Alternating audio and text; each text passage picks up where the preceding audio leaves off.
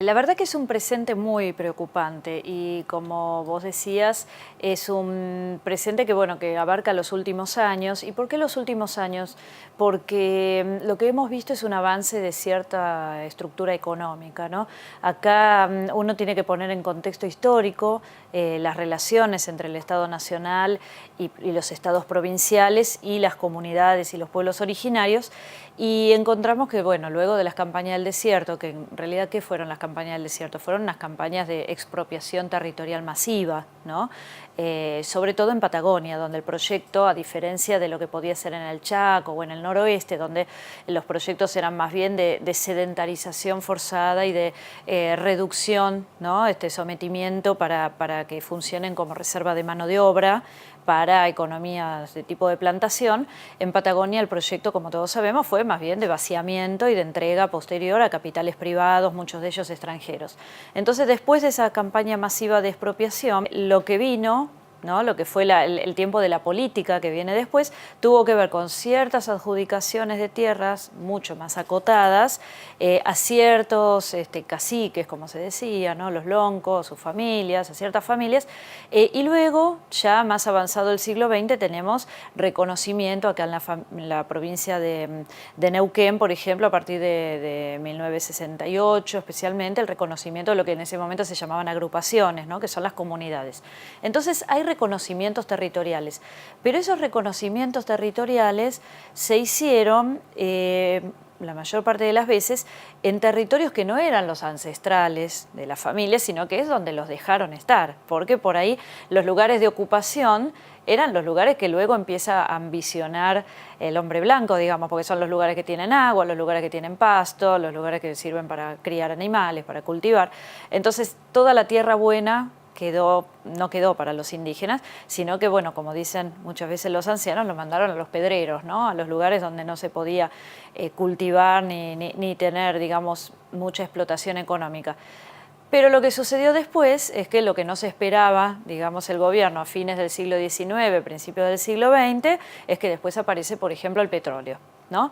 Entonces, ahora dicen, uy, justo las comunidades, porque son interesadas, están en los lugares de explotación petrolera. No, lo que pasa es que los lugares de explotación petrolera, lo que es la meseta, lo que es la zona, pensemos cómo es hoy Vaca Muerta, cómo son los alrededores de Cutralcó, de Plaza Huincul, de lo que es la zona de Catriel en Río Negro, son los lugares que no eran más aptos para la agricultura y donde dejaron estar a las comunidades. Y luego aparece la explotación petrolera.